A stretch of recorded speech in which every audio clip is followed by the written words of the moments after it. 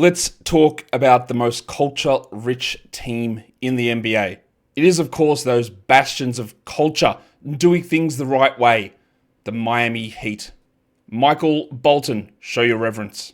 Thanks, Josh. It's Michael Bolton here, and it's time for another episode of the Locked On Fantasy Basketball Podcast. Let's get to it. Let's get to it, indeed.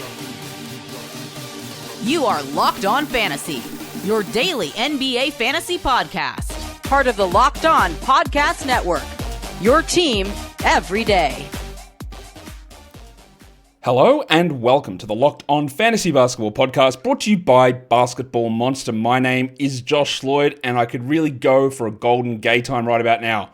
I'm also the lead fantasy analyst at basketballmonster.com, and today's episode is brought to you by Monarch Money. Take control of your finances with Monarch Money. Use the code LOCKEDONNBA at monarchmoney.com for 50% off your first year. Thank you also for making Locked On Fantasy Basketball your first listen every day. We're free, and we're available on all platforms. Hit the thumb, the double bang, be an everydayer, and be a part of the show. Live NBA draft show coming on the day of the draft, Wednesday, the 25th of June, I believe that is. I will put the link of that up soon. Just working on... You know what? I'm lying. I was going to say I'm working on a little trailer video for it. I'm going to work on it. I haven't started working on it. I'm working on it up here.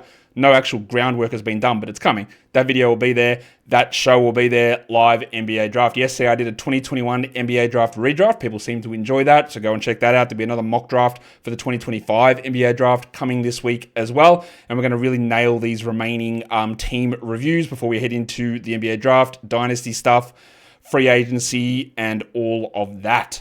It is, like I said, the Miami Heat. It is National Donald Duck Day, so chuck your best Donald Duck impression in the comments. And if you don't know how to put a Donald Duck impression in the comments, it gives you a task today to try and figure out how you're going to do that. All right, let's talk about this Heat team. We're going to talk, they are a little bit of an older team. Normally, I have been splitting the ages by 25s and under, 25s and over. And with the Heat, that would leave us very little to talk about in the younger player section. So I went with 27 and over. So we're going to start with the 27-year-olds on this one. We'll start just with a bit of a lay of the land of where Miami sits in terms of their record. They made the playoffs, of course, through the play-in with an absolutely horrific record, 37-45, but them making the playoffs, play-in game with that record means they don't get a lottery pick, so they end up with pick 15, which of course they don't have, because that goes to the Oklahoma City Thunder. They do have pick 20, which comes from the Golden State Warriors as part of the James Butler III deal. So they end up with pick number 20 in this NBA draft, despite being a team with a record of 37-45. So cool, I guess. Let's talk about some free agents on this squad. Keshad Johnson, who I could have sworn was still on a two-way, but he wasn't. I think he started the season on a two-way and then they converted it. Maybe I'm wrong on that. Anyway, he's got a $2 million league minimum team option. I think Keshad Johnson showed a lot in Summer League. Wouldn't say that we got a huge amount out of him this season, so I'm not really certain that'll be picked up. Not that it really matters much for really anything from a fantasy perspective. They've got a couple of non-guarantees, and the first one there's an interesting one. It's Duncan Robinson, who's got a combination or partially guaranteed deal as well as early termination option. Early termination options is something that Robinson can exercise like a player option sort of a thing. His full contract's about $20 million, so he can decide to opt out of that full $20 million and get whatever on the free agency market. Just a quick tip, it won't be $20 million. But he's only got, of that contract, half of it guaranteed. So $9.9 million is guaranteed. So the Heat can waive him and he gets the $10 million, he doesn't get the full 20. So then that decision comes, like, is it worth him opting out and signing somewhere for more than the 10? Is it worth getting cut eventually, getting the 10 and then seeing what else you can get somewhere else? I don't know. I just get the feeling that we're at least a 50-50 chance that Robinson isn't on this team just through working out the money. The other one there is Palla Larson, who's got a $980K guarantee on his deal, so that's about half of his deal. I am certain that'll be picked up. Palla Larson started games as a second-round rookie, and I'm pretty sure he'll be back. There are two unrestricted free agents, Alec Burks, who was playing probably too much for a player of Alec Burks' capabilities. He just sort of floats around. He finds a team. He works at the league minimum, he produces some value, and then teams move on. It just seems to be the pattern with Burks. And the other one there is Josh Christopher, who was on a two-way, but he's been around long enough now that I believe he's not a restricted free agent. I found conflicting information on that. Some sides say he will be restricted. Some say he'll be unrestricted. I believe he will be unrestricted. Again, not sure that it matters. They do have 3 restricted free agents, and one of those is going to be important, and that is Davion Mitchell, who they got as part of the Jimmy Butler deal, as they all sort of tied it all in as they dumped PJ Tucker to the Raptors and got Davion Mitchell, who honestly was doing nothing in Toronto and then became a key part of the Heat rotation. We'll talk about him a lot more in the second part of this, where we talk about some of the younger guys, but Mitchell's restricted free agency, I don't imagine there's going to be a big market for him, but he's going to be back in Miami, and we'll just see what sort of deal they give him. Let's say it's 345 would be a decent guess at this point. Am I saying 45 because that's his number? Maybe that's numerology playing in my head. I don't know. But that seems about the right amount for Davion, who didn't start games but played 33 minutes or so coming off the bench. And their lineup is going to be intriguing next season. The other 2 restricted guys are two-way players. We just never saw anything of Isaiah Stevens. And the other one is Drew Smith, who actually was starting some games and then got injured again seriously. Was it Achilles or ACL this time? I think it was an Achilles this time after tearing his ACL last time, and I do worry about where Drew Smith heads into his career, unfortunately for him. But let's get into these Heat guys now, the over 27 grouping of these players, and talk about some of the fantasy value that we hopefully are going to find on this team. And we'll start with Idris Adebayo. Bam, let's be fair, was really quite bad to begin the season. For everything is graded, I guess. Well, not everything. That's not true. It's always worth talking about what you're evaluating things against. If we're evaluating Bam against Bam, he was bad to start the season. If we're evaluating Bam against James Wiseman, he was unbelievable. But given what we'd seen from Adebayo in the past, he was really quite poor for the first half of the season.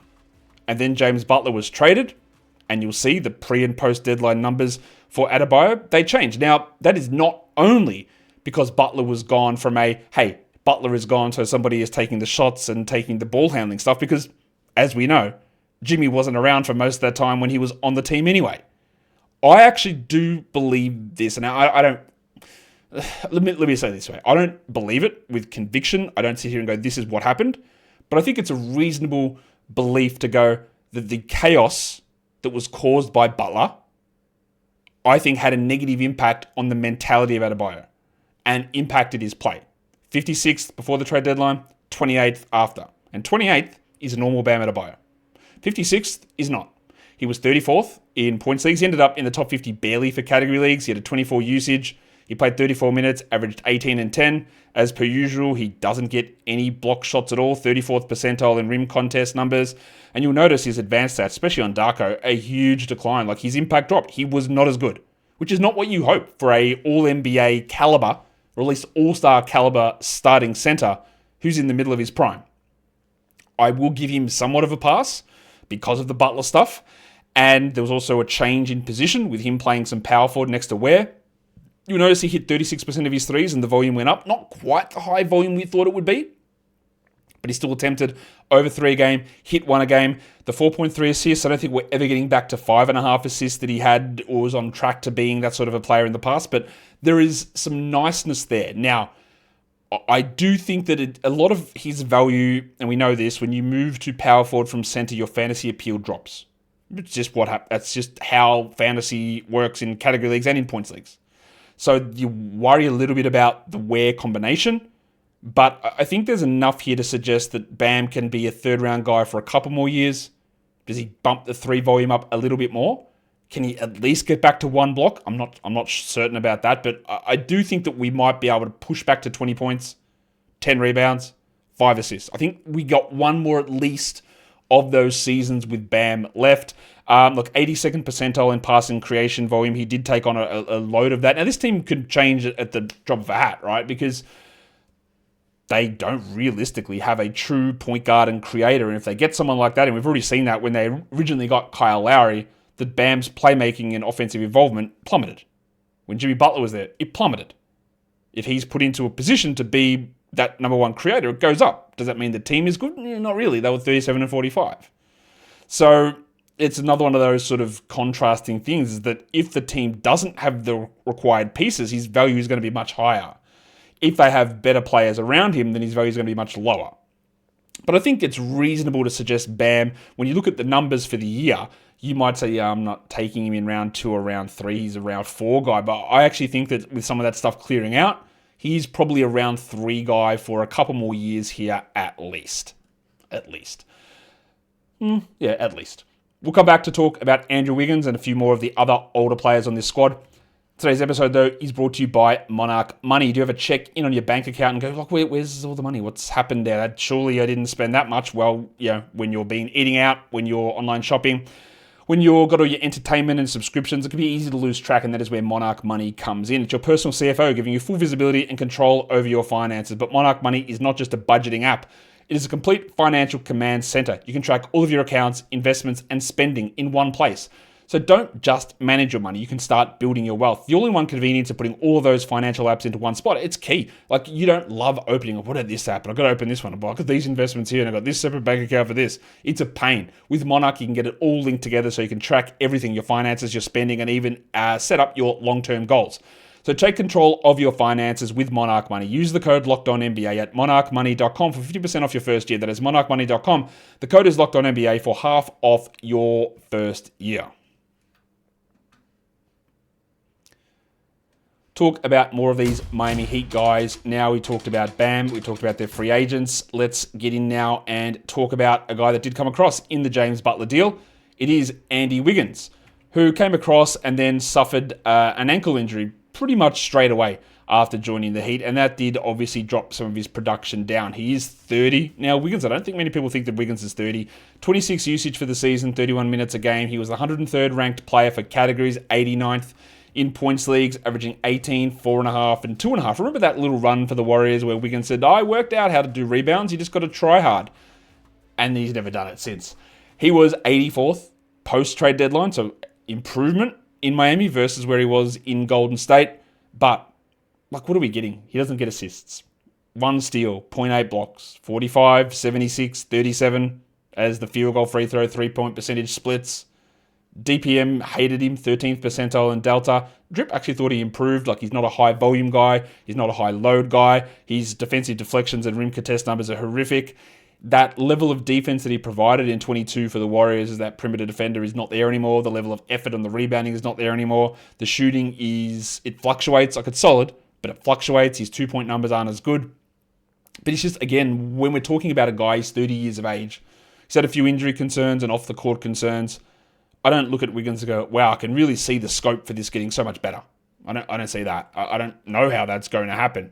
I don't look at what Wiggins can or can't do and say, yeah, well, look, that's clearly going to change in this new scenario in Miami and he'll be way better at doing this. What's he going to do better? Is he going to be a rebounder with Ware and Adebayo there? Probably not. Is he going to be a passer? He's never shown that ability. Is he going to be an elite shooter and finisher on high volume? Probably not. So when we're talking about, it depends, I guess, on what you've done in other rounds of drafts or where you're considering things in Dynasty. Remember, he's 30, so the decline is pretty real and it probably just keeps dropping off. If you've got other risky guys around you, it's relatively safe to assume, no one's taking these minutes from Wiggins necessarily for at least 2 years. And I don't see why you wouldn't get 18, 4, and 2.5 with a steal and 2 threes. Why wouldn't you get these numbers again for 2 more years? No upside. Limited downside. The thing that would drop, field goals and free throws, probably similar. 3-point percentage could be 35. But the other stuff that's there, it's not sitting at a high enough level for me to go, I can easily see how this drops off. If they do decide to bring in somebody else and make trades, the usage could change. That's the other thing to watch. But it's not sitting at some outrageous number, 25 usage for Andy Wiggins makes sense. So I just think that it's a relatively easy guy to sort of profile at this stage because of where he sits. We want to talk about the cliff. You want to talk about smaller guards. You want to talk about a guy that looked horrific heading across last season, and I was very much down on this man last season. But I've been down on him in the past and been wrong in past seasons, but I'm very certain I'm right now and moving forward with Terry Rozier. Now, we haven't heard anything about that gambling investigation since it just popped up. And was that the reason that he was playing honestly, he didn't belong in the NBA? Possibly. We just haven't heard a single thing about it. So, Rozier, who they traded a first-round pick for to the Hornets, which is an unbelievable sell high from Charlotte. When he came across in the season before, Rozier did nothing, and he had a hurt neck, and he was one of those players, again, it's a great poster example of the player who's on a bad team, who gets to do everything, and the numbers, you go, oh, look at that, well, now he's going to come here. But no, when they go to different teams, there are only so many shots that can go around. There are only so many reps on ball that can go around. And when he came across to Miami, all that plummeted. And then this season, it just got worse. Under 30% from three, under 40% from the field, 2.5 assists, my guy. He played 26 minutes. He was starting games. And then he was out of the rotation entirely. I'm surprised, given Darko's Delta and Drip's Delta, which is 2nd percentile Darko and 0 for Drip. I'm surprised it's not 0 for Darko. This is, and I know he did drop last season, so maybe Darko's considering that, but this was one of the biggest fall-offs that we've seen in recent years. He was drafted in leagues. I'm going to go check his ADP. He had an ADP of 107. Fair enough. Actually, now I'm looking at my rankings for him preseason. I had him around that 120 mark anyway, 110 mark. So I guess I expected him to do way more than this as well. And I think it's fair, because again, it is, if you've got absolutely no reason to say this guy's going to become one of the worst players in the NBA and just randomly put your finger around and stick it down and go, yeah, he's done. It's like doing the opposite of going, well, this guy's going to be the player this year that has a 20% increase in three-point shooting. You can't nail it. It's impossible. Someone will always do it. And there'll probably be two players who have the big drops and the big falls, but they come out of nowhere because they come out of nowhere. There's nothing suggesting it will happen. Now, Rozier was going at about pick 50 the year before that, so I think people realized there was a drop-off, and I didn't think there'd be any way that he wouldn't be starting on this team, but he clearly wasn't. And he just was terrible. Like, as simple as that. No defensive effort, couldn't shoot. I don't know if it's the gambling thing. I'm not saying that he's bad because he was betting unders, but was it because that he was getting investigated that his brain was completely fried? I think it's a reasonable thing to suggest that there could have been an impact there, irrespective of this. He's a small guard who's only ever put up numbers on a terrible team, and even then, in Charlotte, the numbers were the best when like 3 other guys were out. Hey, LaMelo's out, so Terry Rozier, do something. And it's not coming back. Like, simple as that. He's not good enough for it to come back. He gave off an impression that he was better than he was, and he's not that anymore, and bye-bye. Bye-bye. Simple. Done. Not a fantasy-relevant player, and I don't think he got any ability in any sort of dynasty format to even sell off of him.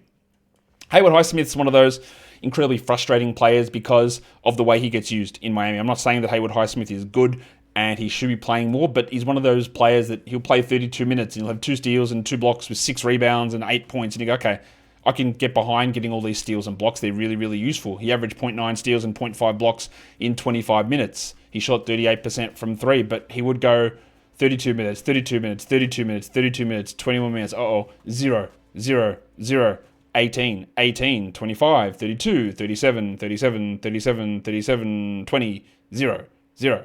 And you had no ability to trust. But you could sort of see it coming. As soon as you saw the games where he would start and then he'd play 4 minutes in the second half, you go, all right, he's moving to the bench and he's out of the rotation in 2 games. And then he'd come back in. Because that position for Miami never seemed to be able to be filled, even when Kel'el Ware was in there, even when Little Chungus, Nikola Jovic seemed to be establishing himself. Something would happen, either an injury or Spoelstra just changing his mind on that. Highsmith's one of those guys that when you're looking at schedule plus spots, when you're looking at busy weeks, when you're looking at, hey, I need steals and blocks, and this guy's in a period where he's in the rotation, we look at him that way. He's a solid enough defender. He's not going to generate gigantic numbers, but he's a pretty solid source of steals and blocks, especially steals. But you don't get anything else. And I don't think that's going to change anytime soon. He's 28, 11 usage, that's obviously horrific. He's not giving any sort of high-level fantasy numbers. He's a streamer, a deep league guy at best, and I don't think there's much of any upside with Highsmith to be a guy that we can see develop into something different or even something consistent, if we're going to be honest. Kyle Anderson, a tough one to sort of figure out. He also came across as a part of the Jimmy Butler deal. And wherever he goes outside of Golden State, he just always seems to find a way to get minutes. His shooting numbers are very weird. Last season, he shot like 20% on threes or something. He was back to 36 this season. All right. I don't think he's a good shooter, but I think 2 or 3 of the last 4 seasons has been pretty solid.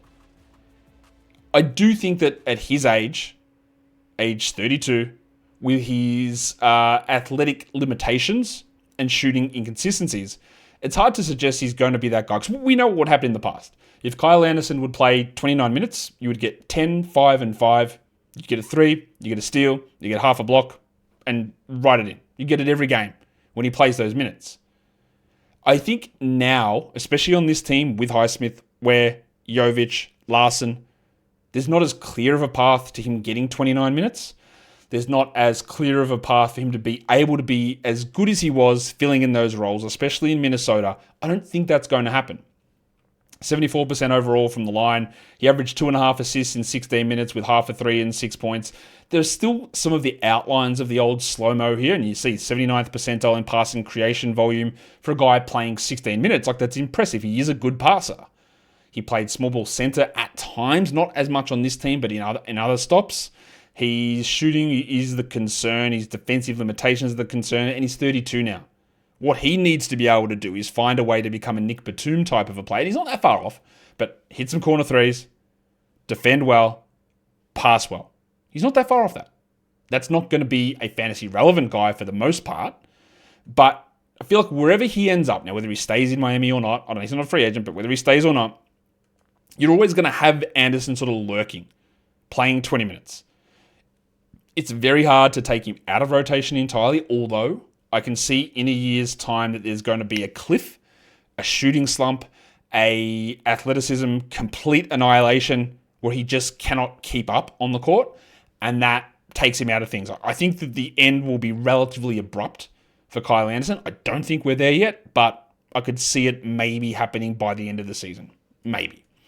We've got a couple more guys to talk about in this show, and we'll get to them in a sec, but we're going to talk now about DoorDash, and most importantly, it is, of course, Dash Pass and the old Wingstop promo, because the NBA Finals are here, and you're going to get big performances. I don't know if we're going to get any more 50-point games. I hope we do, because DoorDash is bringing the heat during the 25 NBA playoffs. It's called They Swoosh and You Score. Anytime a player drops 50 or more points in a playoff game, Dash Pass members score a free 3-piece crispy tenders combo from Wingstop the very next day. You place an order of $20 or more, use the code Wingstop50 at checkout, and you get that combo free. Offer is valid noon to midnight the day after the game. Terms apply. So often, when you're looking at this, it's free food. It's free crispy chicken tenders. What more do you want? And when you are a member of Dash Pass with DoorDash, well, it's a great way to be able to reduce your delivery fees. In fact, if you are a Dash Pass member, you get $0 delivery fees and exclusive perks just like this one.